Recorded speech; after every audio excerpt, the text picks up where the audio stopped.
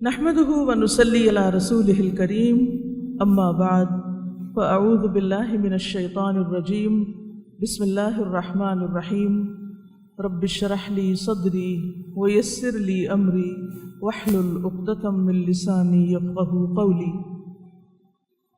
اللہ سبحانہ و تعالیٰ کا لاکھ لاکھ شکر ہے کہ جس نے ہمیں مسلمان پیدا کیا، ہمیں ایمان جیسی دولت عطا کی، ہمیں قرآن سے رہنمائی عطا کی، ہمارے لیے محمد صلی اللہ علیہ وسلم کی سیرت کو رہنما بنایا، ہمارے لیے صحابہ، تابعین، تبع تابعین اور امت کے بے شمار علماء، محدثین، فقہاء کو ہمارے لیے ایک بہترین نمونہ بنایا کہ جن کی زندگیوں کو دیکھ کر ہم اپنی بھی تربیت کر سکتے ہیں اور اپنی آئندہ آنے والی نسلوں کی بھی تربیت کر سکتے ہیں۔ اللہ تعالیٰ سے دعا ہے کہ ہمیں ان لوگوں کے راستے پر چلائے جن پر اللہ تعالیٰ نے انعام فرمایا اور جو اس کے پسندیدہ بندے ہیں، جن سے وہ راضی ہو گیا، جن پر دنیا میں بھی رحمتیں نازل ہوئیں اور جو آخرت میں بھی ان اللہ سبحانہ تعالیٰ کی رحمتوں کو پانے والے ہیں۔ میں کچھ بات کروں گی اسلامک پیرنٹنگ پر کہ والدین کو اپنے بچوں کی تربیت کس طرح کرنی چاہیے۔ ایک مسلمان ہونے کی حیثیت سے ہماری ذمہ داری ہے کہ جب بھی ہم کوئی کام کرنے لگیں، خواہ وہ دینی امور سے متعلق ہو، ہمارے نماز روزے سے متعلق ہو یا ہمارے دنیاوی امور سے متعلق ہو، ہم اس کے سلسلے میں ضرور ضرور قرآن و سنت سے رہنمائی حاصل کریں، کیونکہ قرآن و سنت میں دیا گیا علم اللہ سبحانہ و تعالیٰ کا دیا ہوا علم ہے۔ وہ علم وحی الہی سے ہمیں ملا ہے جس میں کسی قسم کا کوئی شک و شبہ نہیں، جو ہر حال میں ہمیں کامیابی کی طرف لے جاتا ہے۔ قرآن مجید میں اللہ تعالیٰ فرماتے ہیں وَمَن يُطِعِ اللَّهَ وَرَسُولَهُ فَقَدْ فَازَ فَوْزًا عَظِيمًا، جو اللہ اور اس کے رسول کی اطاعت کرے گا وہ عظیم الشان کامیابی حاصل کرے گا۔ تو اللہ تعالیٰ سے دعا ہے کہ وہ ہمیں ہر معاملے میں اللہ اور اس کے رسول صلی اللہ علیہ وسلم کی اطاعت کی توفیق عطا فرمائے۔ اللہ سبحانہ تعالیٰ نے آدم علیہ السلام کو پیدا کیا، پھر ان سے ان کا جوڑا حضرت حوا کی شکل میں پیدا کیا۔ یا ایھا الناس اتقوا ربکم الذی خلقکم من نفس واحدۃ وخلق منها زوجها وبث منہما رجالا کثیرا ونساء۔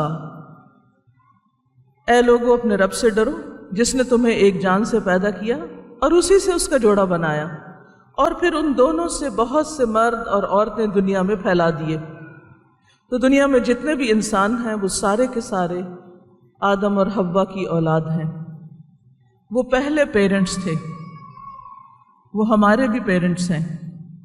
آدم ابو البشر ہیں، تمام انسانوں کے باپ ہیں۔ اللہ سبحانہ وتعالیٰ نے جب انہیں زمین پر اتارا تو رہنمائی دے کر اتارا، ہدایت کے ساتھ اتارا، اور انہوں نے اپنے طریقے پر اپنے بچوں کی دینی، ایمانی، روحانی تعلیم و تربیت کا اہتمام کیا۔ لیکن چونکہ شیطان بھی ساتھ ہی آیا تھا، اس لیے اس نے جس طرح آدم اور حوا علیہ السلام کو بہکانے کی کوشش کی، وہ اولاد آدم کے پیچھے، بلکہ اس نے اللہ سبحانہ وتعالیٰ کے سامنے یہ قسم کھائی تھی کہ میں ضرور اس کی اولاد کو اپنے قابو میں کروں گا، لَأَحْتَنِكَنَّ ذُرِّيَّتَهُ، کہ میں آدم کے بچوں کو نہیں چھوڑوں گا۔ تو اس سے یہ پتہ چلتا ہے کہ جو ہی ایک بچہ دنیا میں آتا ہے شیطان اس کے پیچھے لگ جاتا ہے، اس کی پیدائش کے مرحلے سے ہی اس کے پیچھے لگ جاتا ہے اور اس کو چھوڑتا نہیں۔ اس لیے ہم سب کو اچھی طرح اس بات کا علم ہونا چاہیے اور اس سے آگاہ رہنا چاہیے کہ ایک طرف ہماری کوششیں ہیں کہ ہمارے بچے دین پر ہوں، اللہ تعالیٰ کی پسند کے مطابق زندگی بسر کریں، اور دوسری طرف ہمیں یہ بھی یاد رکھنا چاہیے کہ ان بچوں کا دشمن بھی ساتھ ہی ساتھ ہے۔ جہاں ہم کوشش کر رہے ہیں وہ بھی ساتھ ساتھ کوشش کر رہا ہے، ہم اپنی طرف کھینچ رہے ہیں وہ اپنی طرف کھینچ رہا ہے، اور اس سے کوئی بھی انسان بچا ہوا نہیں ہے۔ اس لیے ہمیں اپنی ذمہ داری کو بہت توجہ کے ساتھ اور بہت محنت کے ساتھ پورا کرنا ہے۔ جیسا کہ آپ نے پہلے بھی حدیث سنی کہ کلکم راعن و کلکم مسئول عن رعیتہ، کہ تم میں سے ہر شخص ذمہ دار ہے اور ہر شخص سے اس کی رعیت کے بارے میں سوال کیا جائے گا۔ تو گویا سب والدین سے ان کی اولاد کے بارے میں سوال ہوگا، تو جس چیز کے بارے میں سوال ہوگا اس کی تیاری تو لازماً کرنی ہے۔ حدیث کے الفاظ میں واضح طور پر آتا ہے وَالْمَرْأَةُ رَاعِيَةٌ فِي بَيْتِ زَوْجِهَا وَمَسْئُولَةٌ عَنْهَا، کہ عورت اپنے شوہر کے گھر کی ذمہ دار ہے، یعنی عورت کی ذمہ داری اور عورت سے جس کے بارے میں سوال کیا جائے گا وہ اس کے گھر کے اندر پائے جانے والے لوگ ہیں، یعنی بچے۔ اگرچہ باپ بھی ذمہ دار ہے لیکن ماں کو یہاں زیادہ بڑی ذمہ داری دی گئی ہے، اور یہ ذمہ داری اللہ سبحانہ وتعالیٰ ہی کی طرف سے دی گئی ہے۔ اس لیے اس بارے میں سوچنا کہ ہم ہی سب کچھ کرتے رہیں اور باپ اس سلسلے میں کچھ نہیں کرتے، یہ سوچ ایک مومن عورت کی نہیں ہونی چاہیے۔ اللہ سبحانہ وتعالیٰ نے ہمیں ماں بنا کر ایک آنر دیا ہے، ایک مقام اور مرتبہ دیا ہے، اور وہ مرتبہ باپ کے مقابلے میں بھی 3 گنا زیادہ ہے۔ کیوں آخر؟ اس لیے کہ وہ بچے کی پیدائش، اس کی تعلیم، اس کی تربیت اور اس کی اٹھان میں باپ کے مقابلے میں زیادہ محنت کرتی ہے، اور ہمیں یہ محنت کرنی ہے، اور یہ محنت کر کے کسی پر احسان نہیں جتانا، کسی اور کے لیے، یعنی اس بات میں مقابلہ نہیں ہمیں کرنا کہ شوہر تو کچھ نہیں کہتے اور ہم ہی کو سب کچھ کہنا پڑتا ہے یا ہم ہی کو سارے کام کرنے پڑتے ہیں۔ نہیں، یہ ہماری ذمہ داری ہے اور اس ذمہ داری کے بارے میں سوال ہوگا وَمَسْئُولَةٌ عَنْهَا، اور اس سے اس کے بارے میں پوچھا جائے گا۔ ایک حدیث میں آتا ہے کہ رسول اللہ صلی اللہ علیہ وسلم نے فرمایا کہ جس بندے کو رعیت کا، خواہ وہ کم ہو یا زیادہ، اللہ تعالیٰ ذمہ دار بناتا ہے تو اللہ تعالیٰ اس سے قیامت کے دن باز پرس بھی کرے گا کہ اس نے اپنی رعایا کے بارے میں اللہ تعالیٰ کے احکامات کو قائم کیا یا ضائع کیا۔ یعنی سوال کیا ہے کہ جو تمہارے ماتحت تھے ان کو اللہ سبحانہ وتعالیٰ کا فرما بردار بنایا یا نہیں بنایا، ان تک اللہ تعالیٰ کے احکامات پہنچائے یا نہیں پہنچائے، یہاں تک کہ اس سے اس کے اہل خانہ کے متعلق بھی خصوصیت کے ساتھ پوچھا جائے گا۔ ایک اور حدیث کے واضح الفاظ ہیں وَالْمَرْأَةُ رَاعِيَةٌ عَلَى بَيْتِ بَعْلِهَا وَوَلَدِهِ وَمَسْئُولَةٌ عَنْهُمْ، عورت اپنے شوہر کے گھر اور اس کے بچوں کی نگران ہے۔ اب آپ دیکھیے اس میں لفظ اس حدیث کے اندر، اور یہ حدیث صحیح بخاری کی ہے جس میں بچوں کا لفظ آتا ہے، جس سے یہ پتہ چلتا ہے کہ ایک عورت بچوں کی ذمہ دار ہے اور اس سے ان کے بارے میں سوال کیا جائے گا۔ تو بہرحال سوال تو ہونا ہے، اب ضرورت اس بات کی ہے کہ ہم اس سوال کی تیاری کریں۔ پھر اسی طرح اس میں سب سے پہلا کرنے کا کام یہ ہے کہ بچوں کے لیے ہم اچھے ماحول کا انتخاب کریں، گھر کی فضا کو، گھر کے ماحول کو ہم اس طرح بنائیں کہ اس میں صحیح طور پر تعلیم و تربیت ہو سکے۔ اس کے لیے صرف نصیحتیں کرنا، ڈانٹ ڈپٹ کرنا اور وقتاً فوقتاً ان کو مختلف آرڈر سناتے رہنا یہ تربیت کے لیے کافی نہیں۔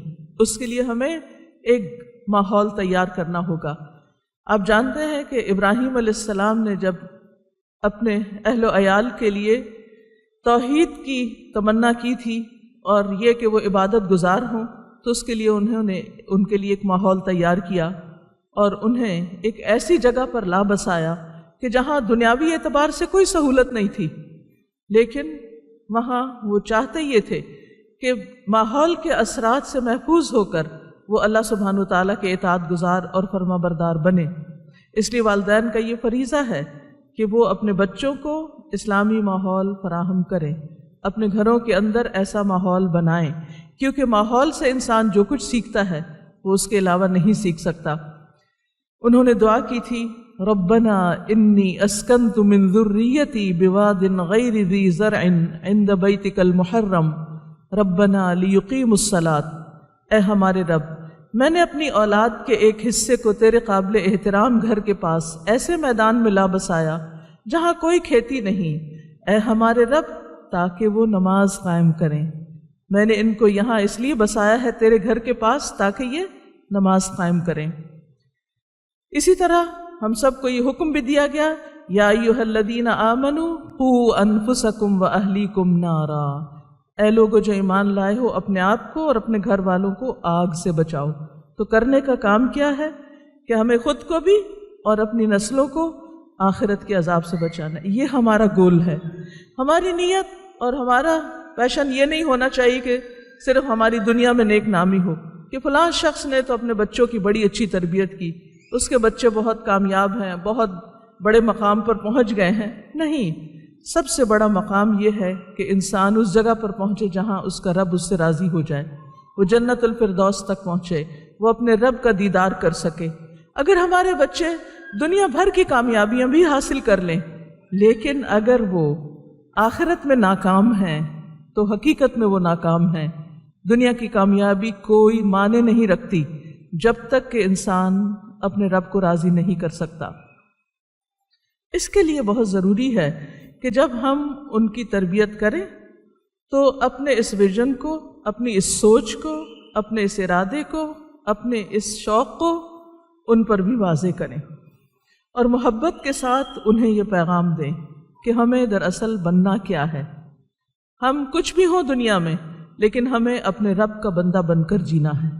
یہ سب سے بڑا تحفہ ہے جو آپ اپنے بچوں کو دے سکتے ہیں کہ ان کو ایک صحیح ڈائریکشن دیں، ان کو ایک صحیح منزل اور مقصد کا پتہ دیں، کیونکہ اگر وہ اس کو نہیں جانتے، انہیں یہ نہیں پتا کہ وہ کیوں جی رہے ہیں دنیا میں، ان کا مقصد زندگی کیا ہے، تو پھر انہیں کسی بات کا بھی نہیں پتا۔ وہ بغیر منزل کے گھوم رہے ہیں اور دنیا کی محبت میں گردش کرتے کرتے ایک دن وہ گردش ختم ہوگی تو وہ اگلی دنیا کو جا پہنچیں گے، جہاں پھر وہ ہوگا جس کے بارے میں انہوں نے کبھی سوچا بھی نہیں ہوگا۔ اب اس مقصد کو حاصل کرنے کے لیے ہمیں کرنا کیا ہے؟ اس کے لیے بہت ضروری ہے کہ ہم سب سے پہلے اپنے بچوں کا اعتماد حاصل کریں۔ اور یہ اعتماد کیسے حاصل ہوگا؟ ان کے ساتھ ہمدردی، محبت اور بہترین سلوک کے ساتھ۔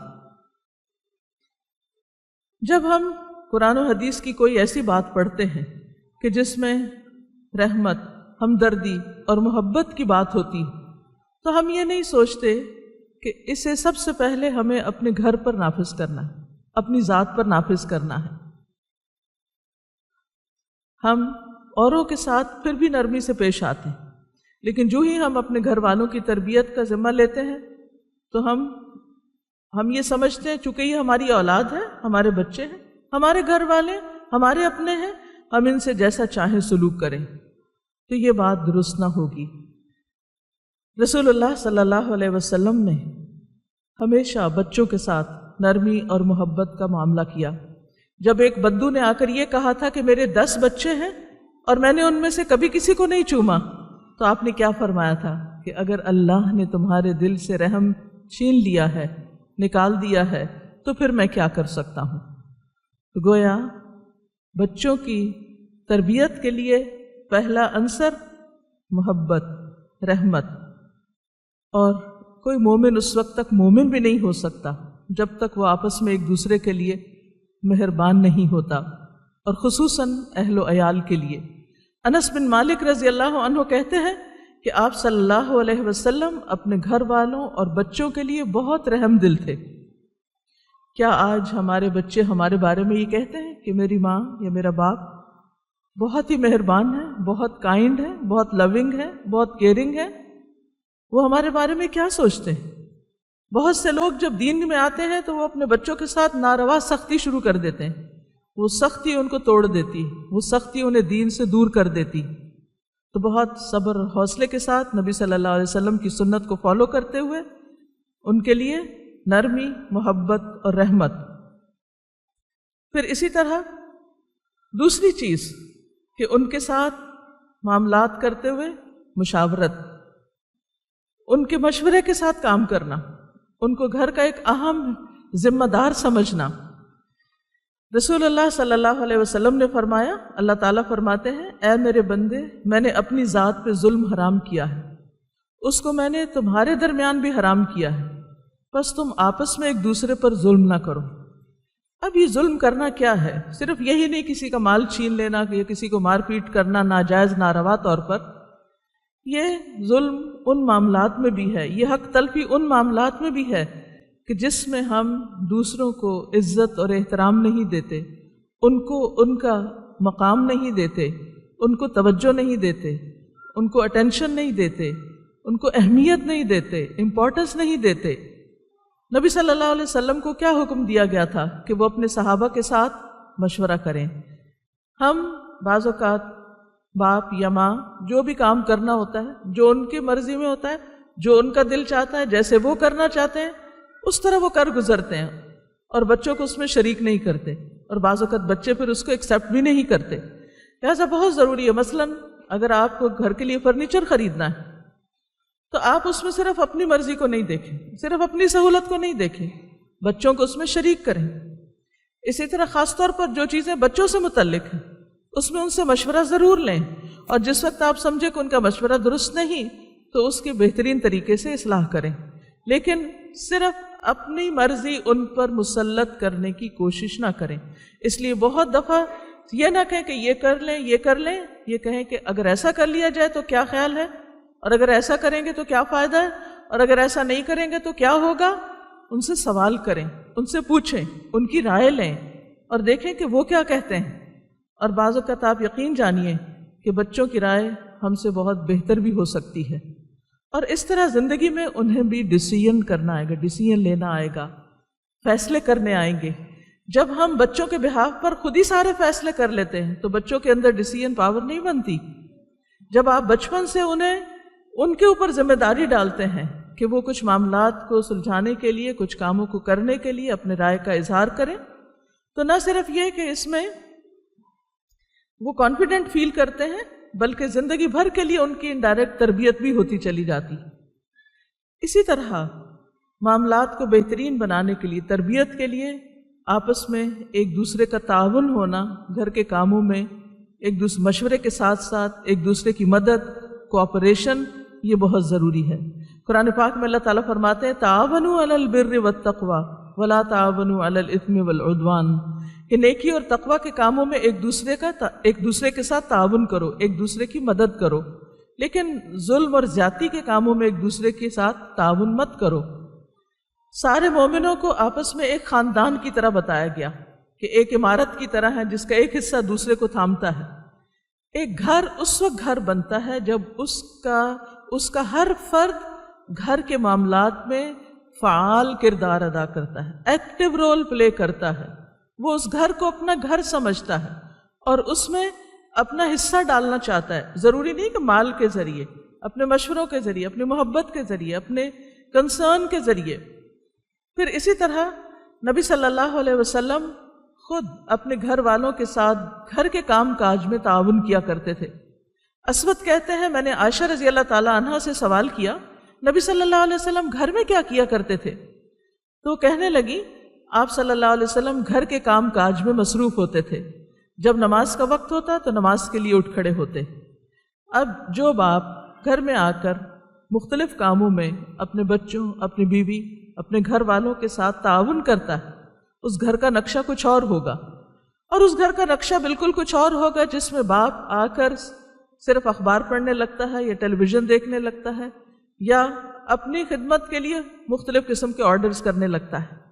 تو اس لیے باپ کا حصہ اگرچہ بہت ایکٹیو نہیں ہوگا، آپ یوں سمجھیں کہ صرف 1/4 ہوگا تعلیم و تربیت میں، لیکن جب تک وہ اپنا حصہ نہیں ڈالے گا تعلیم و تربیت کا عمل مکمل نہیں ہوگا۔ اسی طرح ہم دیکھتے ہیں ابراہیم اور اسماعیل علیہ السلام کی مثال کہ اللہ سبحانہ وتعالیٰ نے جب ابراہیم علیہ السلام کو اپنا گھر بنانے کا حکم دیا تو انہوں نے کس کو اپنے ساتھ شریک کیا؟ حضرت اسماعیل کو۔ باپ اور بیٹا دونوں اس گھر کو بنا رہے تھے، وہ اللہ کا گھر بنا رہے تھے، لیکن ہمیں دنیا میں اپنے گھر بنانے کے لیے کیا کرنا ہے؟ بچوں کو ساتھ شریک کرنا ہے۔ قرآن مجید میں اللہ تعالیٰ فرماتے ہیں وَإِذْ يَرْفَعُ إِبْرَاهِيمُ الْقَوَاعِدَ مِنَ الْبَيْتِ وَإِسْمَاعِيلُ رَبَّنَا تَقَبَّلْ مِنَّا إِنَّكَ أَنْتَ السَّمِيعُ الْعَلِيمُ۔ اور جب ابراہیم اور اسماعیل اللہ کے گھر کی بنیادیں اٹھا رہے تھے تو انہوں نے دعا کی اے ہمارے رب ہم سے یہ خدمت قبول کر لے، بے شک تو سب سننے والا، سب کچھ جاننے والا ہے۔ پھر اسی طرح اللہ سبحانہ وتعالیٰ نے ان دونوں کو اکٹھے حکم بھی دیا کہ ہم نے ابراہیم اور اسماعیل کو تاکید کی کہ وہ میرے گھر کو طواف کرنے والوں، اعتکاف اور رکوع کرنے والوں، سجود کرنے والوں کے لیے صاف ستھرا رکھیں۔ تو گویا صفائی اور ستھرائی کے انتظام میں بھی باپ اور بیٹا دونوں ساتھ ساتھ کام کر رہے ہیں، حاجیوں کو ویلکم کر رہے ہیں۔ گھر میں خصوصی طور پر جب کام بڑھ جائے، لوگ آ رہے ہوں، تو اس میں سارے گھر والوں کو مل جل کر کام میں حصہ ڈالنا چاہیے، نہ کہ صرف ماں کو یا خاتون خانہ کو ہی سب ذمہ داری دے دی جائے اور باقی لوگ بچے کھیلنا شروع کر دیں، باپ اپنے کام میں لگ جائے، اور اس سے نتیجہ کیا ہوتا ہے؟ پھر خاتون خانہ برہم ہوتی ہیں، ناراض ہوتی ہیں، غصے میں چیختی چلاتی ہیں بعض اوقات، اور وہ سارا تربیت کا نظام جو ہے بگڑ کر رہ جاتا ہے۔ تو آپس میں محبت اسی وقت ڈیولپ ہو سکتی ہے جب بھاری ذمہ داریوں کو مل کر اٹھایا جائے، اکٹھے کام کیا جائے۔ پھر اسی طرح والد اپنے بچوں کی تعلیم میں کچھ نہ کچھ حصہ ضرور ڈالے۔ ٹھیک ہے، ماں ہوم ورک کروا رہی ہے اور گھر کے کاموں میں بچوں کو شریک کر رہی ہے، لیکن باپ تعلیم کے لیے ایک وقت ضرور نکالے۔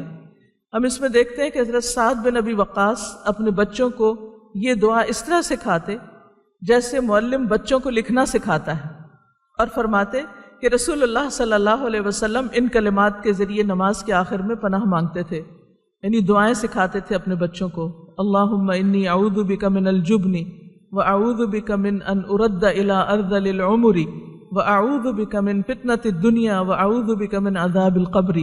ہم میں سے کتنے والدین ہیں جنہوں نے اپنے بچوں کو، یا کتنے باپ ہیں جنہوں نے اپنے بچوں کو یہ دعا سکھائی ہوگی کہ جس میں بزدلی سے پناہ ہے، بڑھاپے سے، دنیا کے فتنے سے، قبر کے عذاب سے، اور یہ کانسیپٹس کتنے کلیئر کیے ہوں گے کہ ہمیں ان سب نقصان دہ چیزوں سے کس طرح بچنے کے لیے کس طرح دعائیں مانگنی ہے۔ پھر اسی طرح نہ صرف یہ کہ باپ، بلکہ اگر گھر میں دادا دادی رہتے ہیں، نانا نانی رہتے ہیں، تو ان کا بھی فرض بنتا ہے کہ وہ بھی بچوں کی تعلیم و تربیت میں اپنا حصہ ڈالیں۔ حسن بن علی رضی اللہ تعالیٰ عنہ کہتے ہیں کہ رسول اللہ صلی اللہ علیہ وسلم نے مجھے وطر میں کہنے کے کچھ کلمات سکھائے، اور وہ دعائے قنوت تھی۔ یعنی حضرت حسن بن علی نے یہ دعائے قنوت اپنے نانا سے سیکھی۔ ہم جو اس رول میں آ چکے ہیں، ہم دیکھیں کہ ہم نے اپنی اگلی نسلوں میں صدقہ جاریہ چھوڑنے کے لیے کیا حصہ ڈالا ہے، ہم نے ان کو کیا کچھ سکھایا ہے۔ اور یہ دعا مشہور دعا ہے، اللہم اہدنی فی من ہدیت وعافنی فی من عافیت وتولنی فی من تولیت۔ اور یہ بھی یاد رکھیے کہ نبی صلی اللہ علیہ وسلم نے اس کو صرف رٹوایا نہیں ہوگا، بلکہ یہ بھی ضرور بتایا ہوگا کہ عافیت کیا ہوتی ہے، اور ہدایت کیا ہوتی ہے، اور برکت کیا ہوتی ہے، اور کیوں یہ اللہ تعالیٰ سے مانگنی چاہیے۔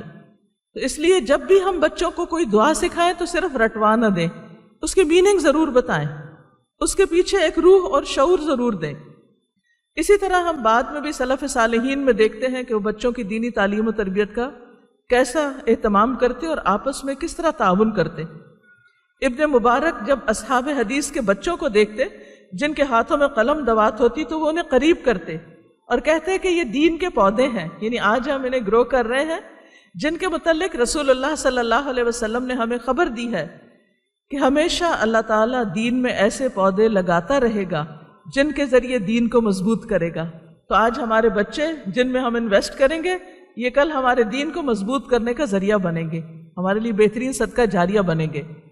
وہ کہتے آج یہ چھوٹے ہیں، قریب ہے کہ تمہارے بعد یہ بڑے ہوں گے۔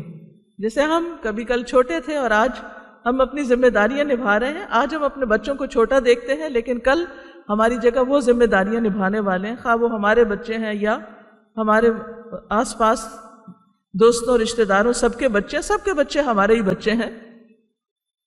پھر اسی طرح اسماعیل بن رجا جو تھے وہ بچوں کو اکٹھا کر لیتے، یعنی اوروں کے بچوں کو بھی اکٹھا کر لیتے اور انہیں احادیث سنایا کرتے تھے۔ یعنی جس طرح آج کل مختلف گیدرنگز ہوتی ہیں، بچوں کے پروگرامز ہوتے ہیں اور ان کو سکھایا جاتا ہے، تو پہلے دور میں بھی خاص طور پر ایکسکلوسیولی بچوں کے لیے علمی مجالس ہوا کرتی تھیں۔ اسی طرح جو بچے کھیل کود میں ہوتے ان کو بھی تعلیم اور احادیث سننے کی ترغیب دی جاتی۔ ابو جعفر کہتے ہیں کہ میں بچوں کے ساتھ مٹی میں کھیل رہا تھا اور میں مٹی ہو گیا تھا، یعنی خوب کھیل کود کے بالکل مٹی میں لوٹ پوٹ ہو گیا۔ میں بچہ تھا اور حدیث نہیں سنا کرتا تھا، یعنی حدیث کی جو مجلسیں ہوتی تھیں جن میں والدین اپنے بچوں کو لے جایا کرتے تھے، تو کہتے ہیں کہ میں تو نہیں جایا کرتا تھا کہ اتنے میں ہمارے پاس سے ابو نعیم فضل بن دکین گزرے، ان کی میرے والد سے دوستی تھی، انہوں نے میری طرف دیکھا اور کہا اے مٹی سے کھیلنے والے، اب وقت آ گیا ہے کہ تم حدیث کی مجلس میں حاضر ہوا کرو۔ کچھ دنوں کے بعد مجھے ان کے پاس لے جایا گیا تو معلوم ہوا کہ وہ فوت ہو گئے ہیں اور میں ان سے استفادہ نہ کر سکا۔ تو اس سے کیا پتہ چلتا ہے کہ خاص طور پر اسکالرز کی مجلسوں میں، ایسی جگہوں پر کہ جہاں بچے بھلے بہت کچھ نہ سمجھیں لیکن اس ماحول سے بہت کچھ سیکھیں، ان مثالوں سے سیکھیں، تو اس میں بھی لے جانا چاہیے۔ خواتین اپنے دودھ پیتے بچوں کو بھی حدیث کی مجلسوں میں لے جایا کرتی، بڑے بڑے شیوخ کے پاس، اور جب وہ مجلس ختم ہوتی اور ان کو اجازت دیے جاتے، یعنی سرٹیفکیٹس دیے جاتے، تو ان میں وہ اپنے بچوں کے نام لکھوایا کرتی تھی۔ اور کتنے ہی بچوں نے بڑے ہو کر جب وہ محدث بنے تو اپنے ان ناموں کا وہاں ذکر کیا ہے کہ مجھے فلاں بڑے شیخ کی مجلس میں میری والدہ لے کر گئی تھی اور میں نے سماع کیا، یعنی جس طرح بھی سنا اس مجلس میں حاضری تھی۔ تو بچوں کے لیے ایک بہت بڑے آنر کی بات ہوتی ہے کہ وہ کسی ایسی مجلس میں جائیں۔ ہم عام طور پر جب کسی جگہ پر جاتے ہیں تو پہلے بچوں کو تربیت نہیں دیتے کہ جا کے بیٹھنا کیسے، پھر وہاں جا کر ہم گھبراتے ہیں، یہ تو پیچھے ہی چھوڑ جاتے ہیں، لے کر ہی نہیں جاتے۔ اگر لے کر جائیں تو ان کو توجہ نہیں دیتے، ساری توجہ اپنی کسی اور طرف کر لیتے ہیں۔ تو ہمیں اس بات کا باقاعدہ اہتمام کرنا چاہیے کہ ایسی مجالس میں، جمعہ کے خطبے میں، مختلف جگہوں پر کیسے لے جانا ہے، کیسے ان کو بہیو کرنا ہے، وہاں انہیں کیسے مشغول رکھنا ہے، لیکن ان کو محروم نہیں کرنا، کیونکہ ان مجالس کے بھی اثرات ہوتے ہیں۔ مجھے اچھی طرح یاد ہے اپنے بچپن کے واقعات کہ جس میں میری والدہ، میرے والد ایسی مجلسوں میں ہمیں لے جاتے تھے، ان کے نقشے آج تک میرے ذہن میں ہیں، اور وہ مجھے بہت اچھی لگتی تھی، کیونکہ ایسی جگہوں پر ایک رحمت برستی ہے، ایک سکینت نازل ہوتی، جس سے چھوٹے بڑے سب متاثر ہوتے ہیں۔ اسی طرح بچوں کو مختلف کاموں میں انوالو کرنے کے ساتھ ساتھ انہیں کمٹمنٹ بھی سکھانی چاہیے، انہیں عزم اور ارادہ بھی سکھانا چاہیے، استقامت سکھانی چاہیے، کیونکہ بعض اوقات بچے ایک کام کرنے لگتے ہیں، پھر وہ بور ہو جاتے ہیں، پھر وہ چھوڑ دیتے ہیں۔ بعض اوقات ہم ایک کام بڑے جوش و خروش سے شروع کرتے ہیں اور پھر اس کو آدھے میں چھوڑ دیتے ہیں، کہتے رہتے ہیں، کرتے نہیں۔ بچوں کے ساتھ جو وعدہ کریں اس کو پورا کریں، بچوں کے ساتھ جو کام شروع کریں، خواہ انہیں نماز سکھانا شروع کریں یا پڑھانا شروع کریں، نماز پڑھانا یا قرآن مجید سکھانا یا دین کی کوئی بات سکھانا، خواہ وہ تھوڑے سے وقت کے لیے کیوں نہ ہو، لیکن اس کی پابندی اور کمٹمنٹ ضروری ہے کہ چھٹی نہیں، چھوڑنا نہیں۔ بہت سی مائیں کہتی ہیں نماز پڑھنا کیسے سکھائیں؟ میں ہمیشہ کہتی ہوں چاہے ایک نماز سے شروع کریں، لیکن وہ نماز کبھی بھی مس نہیں ہونی چاہیے بچے کی، تاکہ بچہ صرف نماز پڑھنا نہ سیکھے، یہ بھی سیکھے کہ نماز کی پابندی کتنی ضروری ہے۔ پھر کچھ عرصے کے بعد ایک اور نماز کا اضافہ کر لیں، پھر اس کے اندر اس کو پابندی سکھائیں، تو خواہ وقت کی پابندی ہو، خواہ کسی کام کی پابندی ہو۔ جس طرح کھانا پینا ضروری ہے، بچوں کو یہ پتہ ہونا چاہیے کہ دین کی تعلیم حاصل کرنا بھی ہمارے لیے اتنا ہی ضروری ہے۔ جب ان کو یہ سمجھ آ جاتی ہے کہ ہمارے والدین ہمیں کسی حال میں چھوڑنے والے نہیں، تو پھر وہ بھی اپنے آپ کو اس کام کے لیے منا لیتے ہیں، راضی کر لیتے ہیں۔ پھر اسی طرح آپ دیکھیے کہ بچوں کو ذمہ دار بنانے میں ماؤں کا بہت بڑا کردار ہوتا ہے۔ حضرت انس بن مالک کو نبی صلی اللہ علیہ وسلم کی خدمت میں کس نے چھوڑا تھا؟ ان کی والدہ نے، ام سلیم نے۔ وہ کہتے ہیں کہ جب رسول اللہ صلی اللہ علیہ وسلم مدینہ منورہ ہجرت کر کے آئے تو ان کی عمر 10 برس کی تھی۔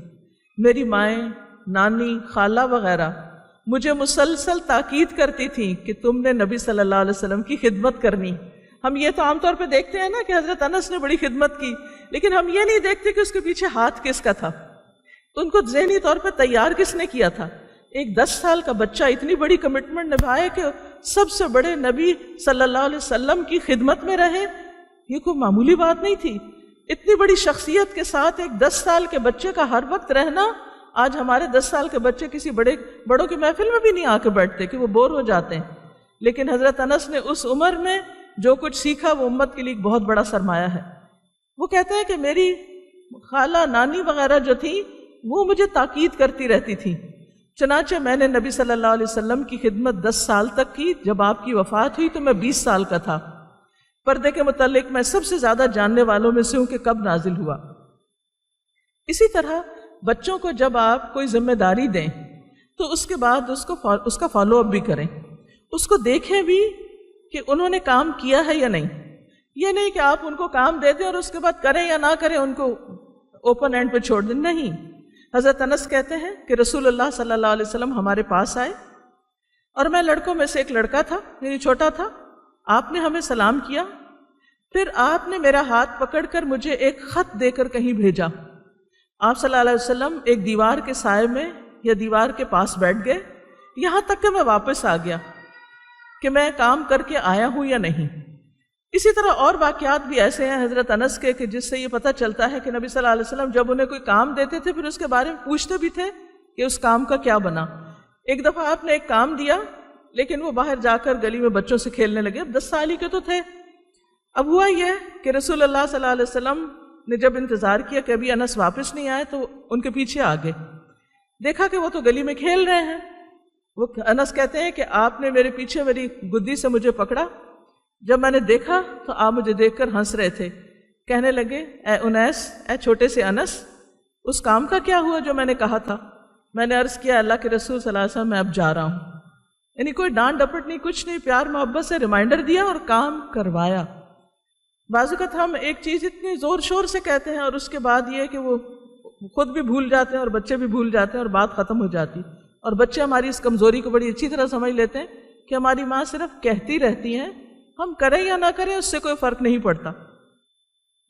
اگر ایک دفعہ نہیں کیا اسی ٹون اسی انداز میں دوسری دفعہ دہرائیں، تیسری دفعہ دہرائیں، حتیٰ کہ کام کر لیا جائے۔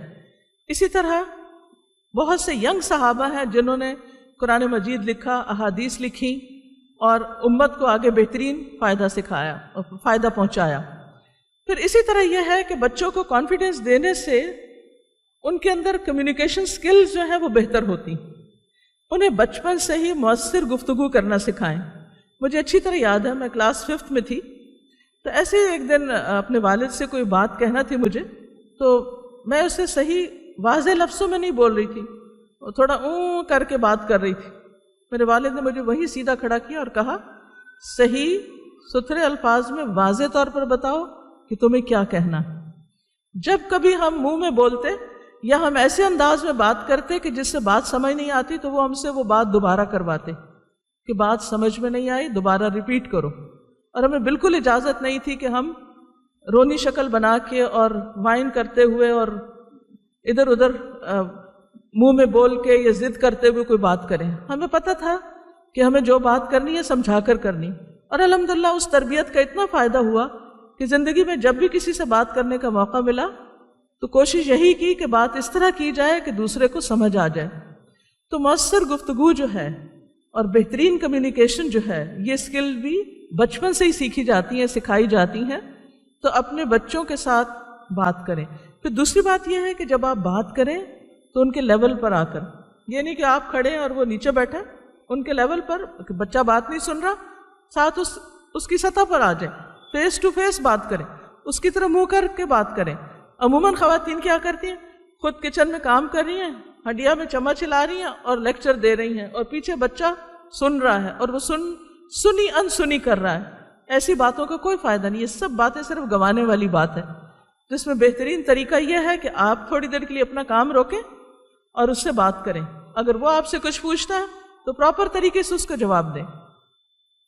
پھر اسی طرح یہ ہے کہ معاملات کی درستگی کے لیے بھی قرآن نے ہمیں سکھایا ہے کہ قولوا قولا سدیدا یصلح لکم اعمالکم ویغفر لکم ذنوبکم، کہ بات سیدھی کرو۔ آپ بھی اپنے بچوں سے درست بات کریں، ذومانی باتیں، دھوکے پر مبنی باتیں یا جھوٹ پر مبنی باتیں، جھوٹے وعدے، یہ سب کچھ ان کو بگاڑنے کے لیے کافی ہیں۔ پھر اسی طرح یہ بھی یاد رکھیں کہ مؤثر گفتگو اچھے اخلاق کا حصہ ہے۔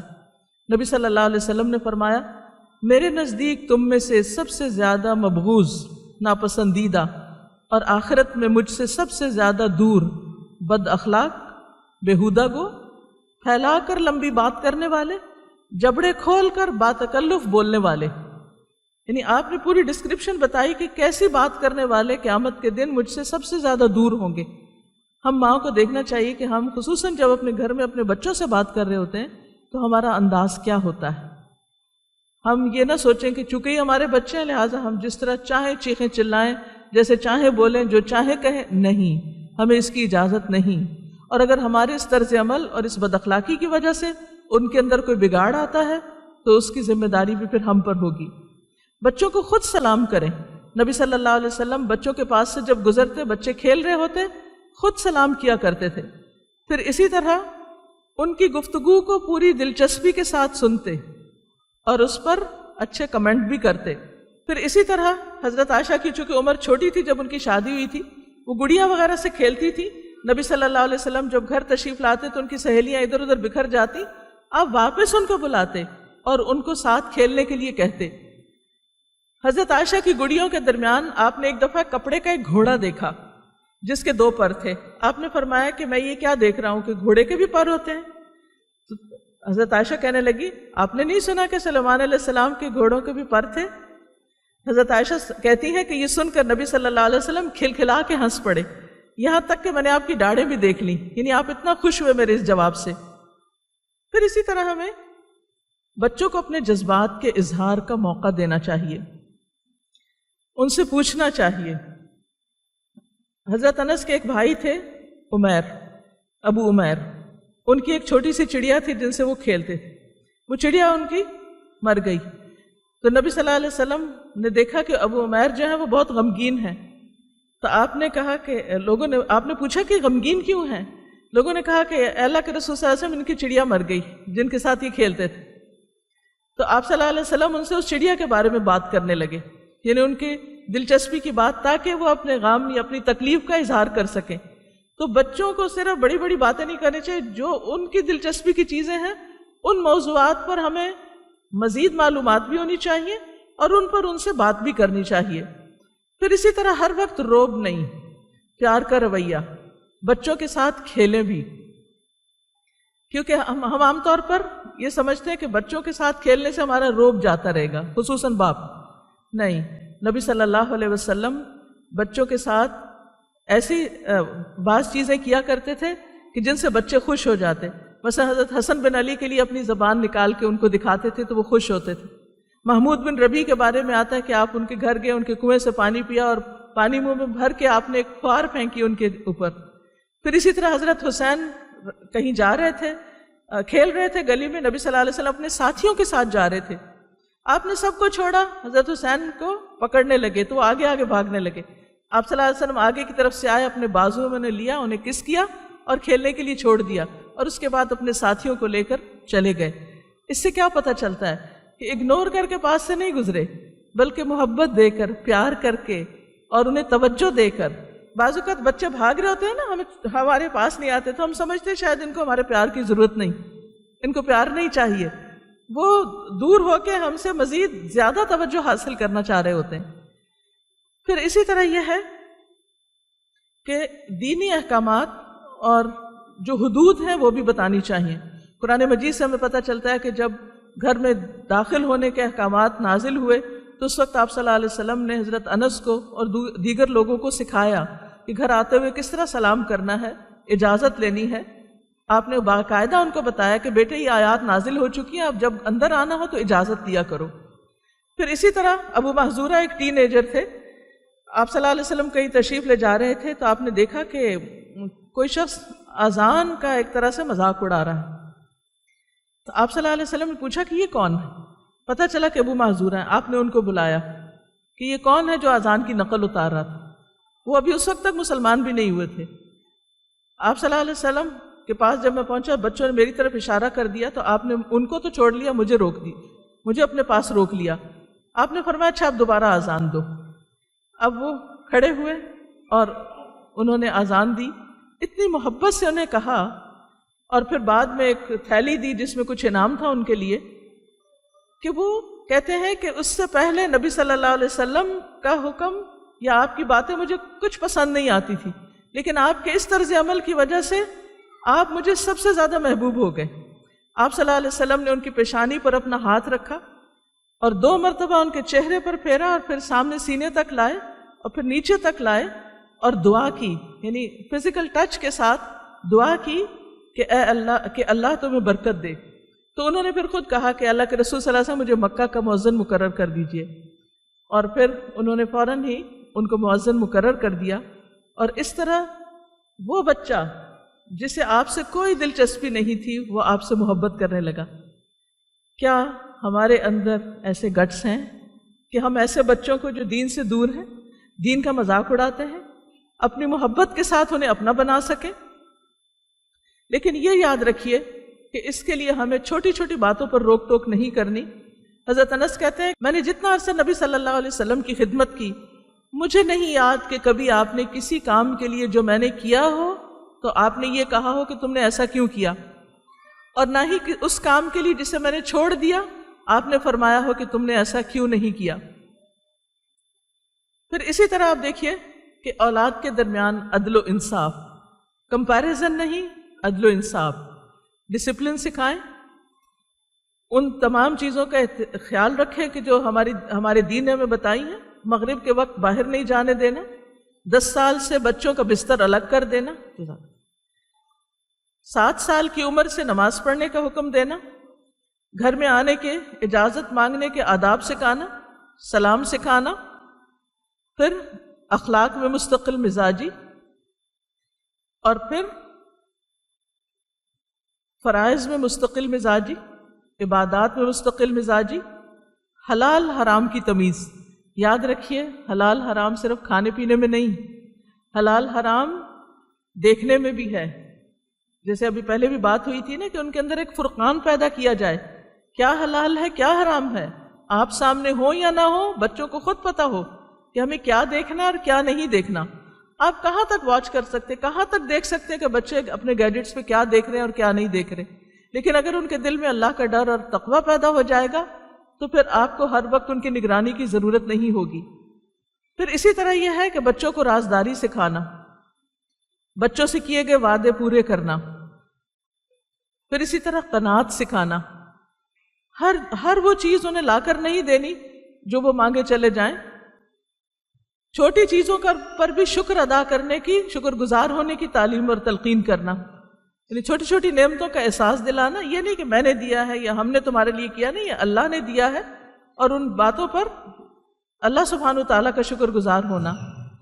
پھر اسی طرح ان کو مختلف اوقات کے اذکار سکھانا، صبح و شام کی دعائیں، حفاظت کی دعائیں، بچے اگر ڈرتے ہوں تو ڈرنے کے وقت انہیں کیا پڑھنا ہے، امتحان کے وقت کیا پڑھنا ہے، مختلف چیزیں ان کو سمجھتے ہوئے کہ کس کس چیز سے یہ ڈرتے ہیں، اس ڈر کو ان سے دور کرنا۔ پھر اسی طرح ایسے لوگوں سے ملانا، ایسے بچوں سے ملانا، ان کے ایسے دوست بنانا کہ جو عمل اور اخلاق میں بہترین ہوں، اور پھر کیونکہ بچے اپنے دوستوں سے بہت کچھ سیکھتے ہیں، ہو سکتا ہے اسکول میں ان کے پاس ایسے بچے نہ ہوں، ایسے دوست نہ ہوں، شام کے وقت ایسے گروپس، ایسی کلاسز، ایسی جگہوں پر ان کو لے جانے کا اہتمام کرنا جہاں وہ اچھی تعلیم و تربیت حاصل کر سکیں۔ پھر اسی طرح ان کے اندر خود اعتمادی پیدا کرنا، فیصلے کرنے کی صلاحیت پیدا کرنا، سچی تعریف کے ذریعے، جھوٹی تعریفیں نہیں، ایگزیجریشن نہیں، خواہ کی خوشامد نہیں، جو بات واقعی بچے کے اندر ہے اس پر اس کو اپریشیٹ کرنا۔ اور پھر جیسے کہ ہم دیکھتے ہیں انس رضی اللہ تعالیٰ عنہ کے بارے میں ان کے والد نے کہا کہ یہ بچہ سفر و حضر میں آپ کی خدمت کرے گا، یہ بہت سمجھدار ہے۔ اب یہ ایک صحیح تعریف تھی جو انہوں نے نبی صلی اللہ علیہ وسلم کے سامنے کی۔ ام سلیم نے کہا میرا بچہ لکھنا بھی جانتا ہے، یہ آپ کی خدمت کرے گا، یعنی جو اس بچے کے اندر سکلز ہوں یا قابلیتیں ہوں ان کو مینشن بھی کرنا، ان کا ذکر بھی کرنا۔ پھر اسی طرح بچوں کو اہم ذمہ داریاں بھی دینا۔ حضرت زید بن ثابت نے چند 17 دنوں میں نبی صلی اللہ علیہ وسلم کے حکم سے یہودیوں کی زبان سیکھ لی تھی، عبرانی زبان سیکھ لی تھی۔ اسی طرح اسامہ بن زید کو، وہ ٹین ایجر تھے تو اس لشکر کا سردار بنا کے بھیجا، یعنی کہ مقرر کیا، بھیجا تو وہ بعد میں گئے کیونکہ ابھی وقت نہیں آیا تھا کہ نبی صلی اللہ علیہ وسلم کی وفات ہو گئی، جس میں حضرت ابو بکر، حضرت عمر ان کے پیچھے، یعنی کہ ان کی قیادت میں اس جنگ کے لیے جا رہے تھے۔ پھر اسی طرح ایک فوج آپ نے روانہ کی جس میں حضرت زید کو امیر بنا کر آپ نے بھیجا۔ پھر اسی طرح بچوں کو صبر سکھانا، اور یہ صبر سکھانے کے مختلف طریقوں کے ٹائم کم ہے، لیکن یہ ہے کہ اس میں تھوڑی چیز پر گزارا کرنا سکھانا۔ کس طرح نبی صلی اللہ علیہ وسلم کے گھرانے کے اندر 2 وقت کا کھانا بھی میسر نہیں ہوتا تھا، کئی مہینے چولہا بھی نہیں جلتا تھا، لیکن کتنی قناعت اور کس طرح وقت کا صحیح استعمال اور کیسی اللہ کی عبادت اور اطاعت تھی، اس پر بچوں کو مائل کرنا بہت ضروری ہے۔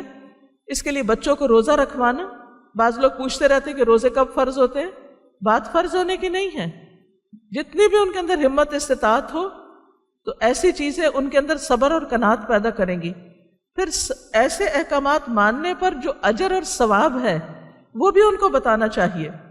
اگر بچے بیمار ہو جائیں تو صبر کی تلقین کے ساتھ انہیں خوشخبری بھی سنانی چاہیے۔ بعض اوقات بچے کو چوٹ لگ جاتی ہے، بچہ گر جاتا ہے، تو ساتھ ساتھ بچوں کو بتائے کہ انہیں ان تکلیفوں پر کتنا اجر اور کتنا ثواب ہوگا۔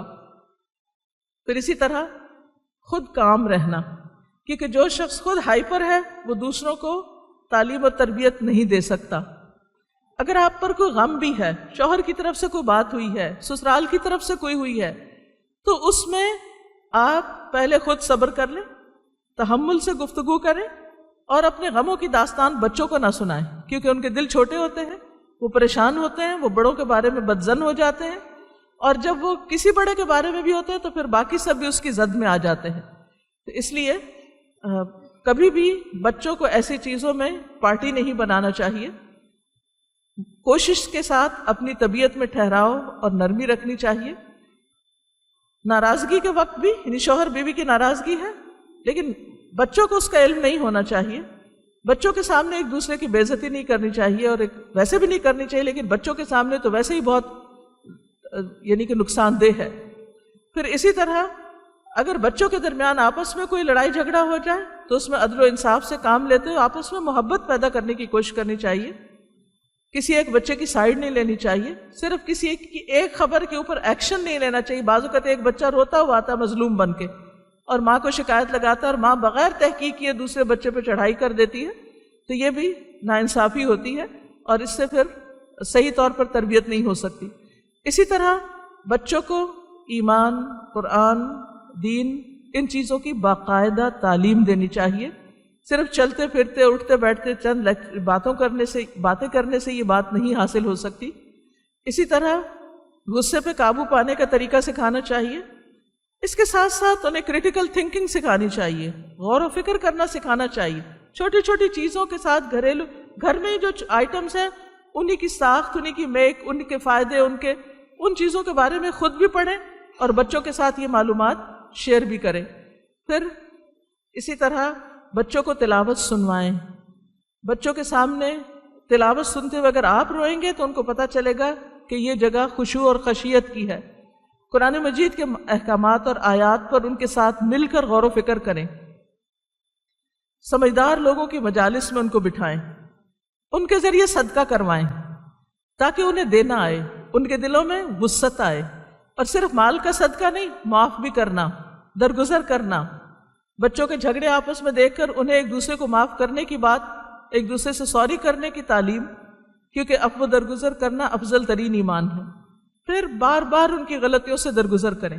بہت سی چیزوں کو تو ویسے اگنور کر دیں کہ جیسے ہوئی نہیں، تاکہ آپ کسی بڑی بات پر ان کو روک سکیں۔ پھر اسی طرح بچوں پر ہاتھ نہ اٹھائیں۔ آپ دیکھیں کہ اللہ سبحانہ وتعالیٰ نے 3 لوگوں سے قلم اٹھا لیا ہے، یعنی ان کو کوئی سزا نہیں، اور ان میں سے ایک بچہ ہے جب تک وہ بالغ نہ ہو جائے۔ جب اللہ تعالیٰ اس کا محاسبہ نہیں کرنے والے تو ہم چھوٹی بڑی بات میں کیوں محاسبہ شروع کر دیتے ہیں؟ اسی طرح اگر کوئی کسی بچے کو کسی وقت مارنے کی ضرورت ہی پڑ گئی تو چہرے پر ہرگز نہیں مار سکتے، مار پیٹ نہیں کر سکتے، کیونکہ چھوٹے بچے جن کو نماز کے لیے بھی صرف پیار سے سمجھایا جائے گا، 10 سال کی عمر تک مار نہیں سکتے نماز کے لیے، تو آپ کے حکم کی اگر حکم عدولی ہو گئی تو آپ کو مارنے پیٹنے کا حق نہیں۔ پھر اسی طرح اگر غلطی کر جائیں تو اس پر آسان طریقے سے سکھائیے، نہ کہ صرف ڈانٹ ڈپٹ کے ذریعے۔ پھر اسی طرح یہ کہ بچوں میں ہیلدی کمپٹیشن بھی ہونے چاہیے، مختلف طرح کے ریس کے مقابلے، جیسے نبی صلی اللہ علیہ وسلم حضرت عائشہ کے ساتھ خود ریس کا مقابلہ کر رہے ہیں، اسی طرح بچوں کے درمیان مقابلے، کوئزز وغیرہ اور اس طرح کی ہیلدی ایکٹیویٹیز گھر کے اندر ہوں۔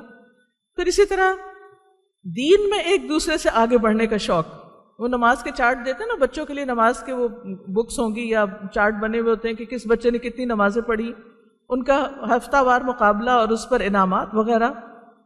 پھر اسی طرح یہ ہے کہ جنت کا شوق ان کے اندر پیدا کریں. جنت میں پودے لگانے کی بات کریں. میں ہمیشہ اپنے چھوٹے چھوٹے نواسیوں سے جب بھی ان کے ساتھ گاڑی میں بیٹھتی تھی کہ آج کون جنت میں کتنے پودے اپنے لیے لگوائے گا، تو سبحان اللہ کی تسبیح، الحمدللہ اور ذکر وغیرہ.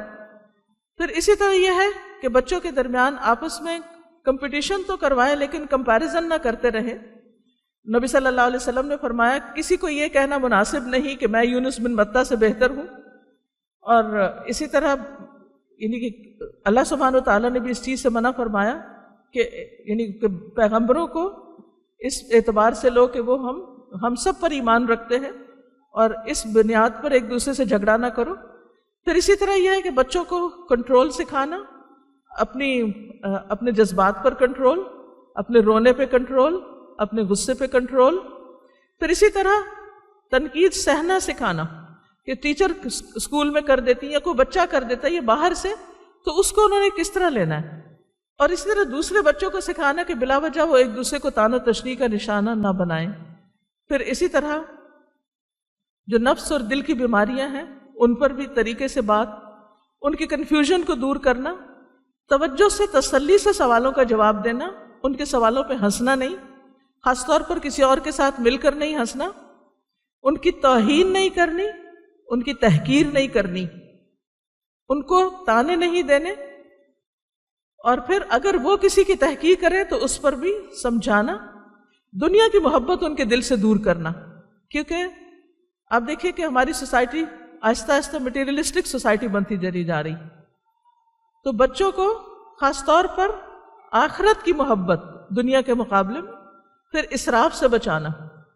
یعنی کہ اگر ان کے پاس عیدی کے پیسے جمع ہوئے یا ویسے گفٹ جمع ہوئے تو وہ ان سب کو خرچ کرنے کی سوچیں، اس میں سے صدقہ کروائیں، اس میں سے وہ اپنے لیے کچھ لیں، اس میں اپنے دیگر بہن بھائیوں کے لیے لیں، دوسروں پر خرچ کریں.